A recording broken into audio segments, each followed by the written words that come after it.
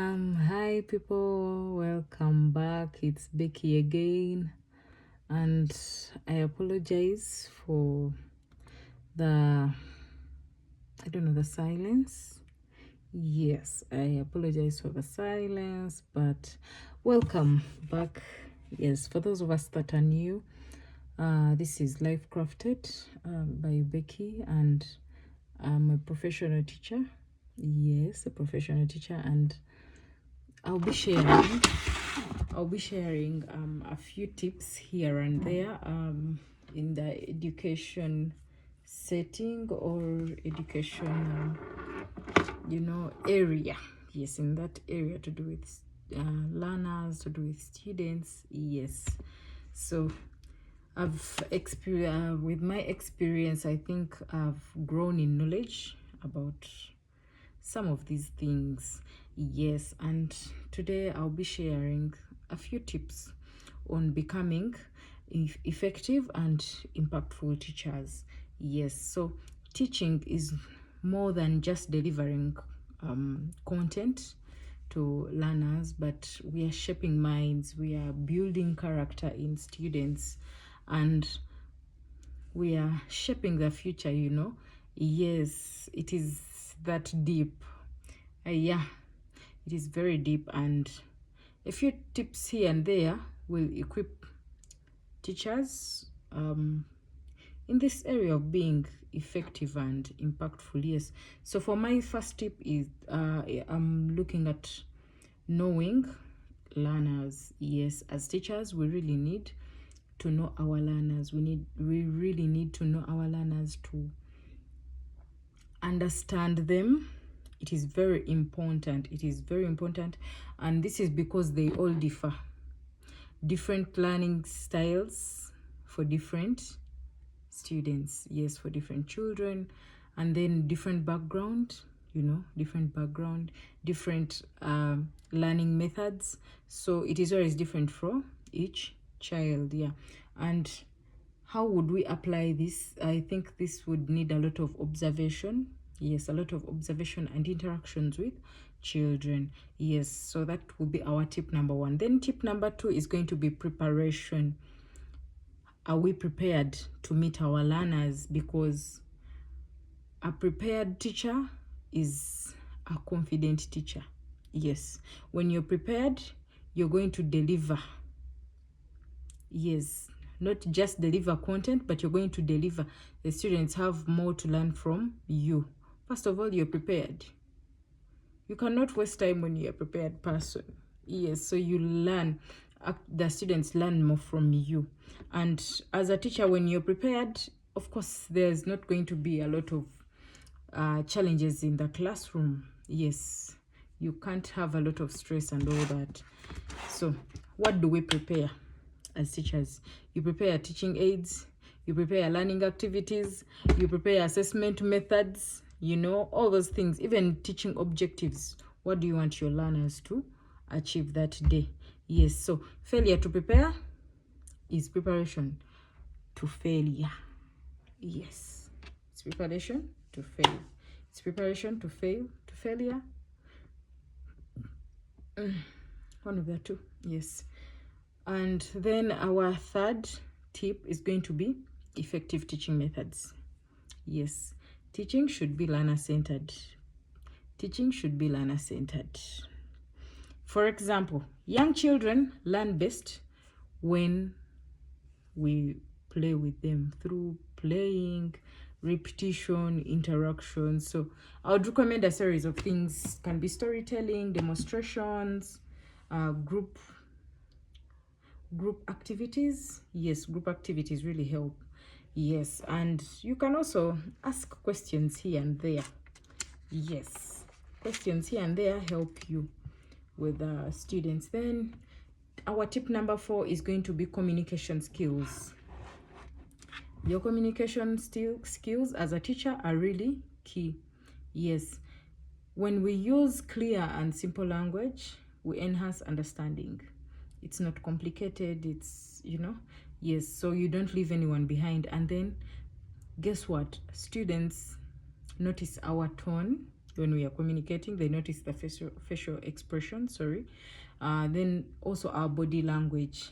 Yes, so we really need to work on that and also pay attention to it.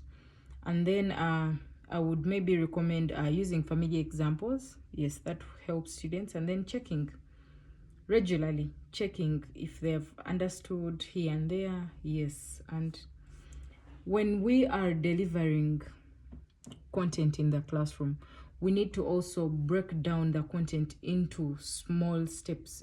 Yes, to make sure that we don't leave anyone behind and to also help them. Yes, that they also learn a value from that. Yes, I'm so big on values. And then classroom management is tip number 5. So what about classroom management? Please note that discipline is about guidance and not punishment. Most of us went to schools whereby punishment was, I don't know, it was, we were punished. Moment of silence for those that may have been punished more than some of us. But yeah, punishment is, it's also something else. We shall have a topic about discipline. Yes. And then children need structure and consistency in classroom. For you to manage a classroom effectively, you need to be consistent and structured. Don't be hot and cold tomorrow. You're hot today, tomorrow you're cold. It is not going to help your learners. Yes, we need to, as teachers, we need to be consistent. Yes. And then some of the strategies that can help us are setting learning center rules. Yes, by learning center, I mean classroom. Yes. When we set rules, yes, setting rules and then encouraging consistency. Now, the rules are a structure. And now you encourage consistency. It works very well. And then being firm and kind. By the way, firmness as a teacher is really key. It helps you a lot. Yes. And then using positive reinforcement. It helps students a lot. And then correcting behavior privately. I understand some of us like to embarrass students, but it's not good and it doesn't help at all. We shall talk about that when we're talking about discipline. Yes. So our tip number, was that 4 or 5? Yes, I think it was 4 and now we're going to 5. I hope I'm correct. Yes. So building positive relationships. Teachers, how do we relate with our learners? We need to build trust. And students build trust when we listen actively. It helps us build trust with our students. And then when we encourage effort and not just results. Some teachers, you focus so much on results. Encourage effort. From effort, we're going to get results. Yes. Thank you. People, yeah. And then this will be 6, I think. Tip number 6 is assessment and feedback. Please note that assessment should guide learning. Yes. And then feedback has to be timely. Yes, timely feedback is really good. And besides it being timely, it has to be constructive feedback. Because if it's timely and it's not constructive, then it's not going to help anyone. Yes. So here I would recommend observation, performance tasks, and also oral questions. Yeah, they help you assess your students. You're able to assess your learners. Yes. So tip number 7. So teachers, we need to really be professional. Yes, as a profession, there is a code of conduct for teachers. Yes, depending on your country. But in Uganda, we have a teacher's ethics and professional code of conduct. Please note that we are role models. Teachers, we are role models in whatever you do as a teacher.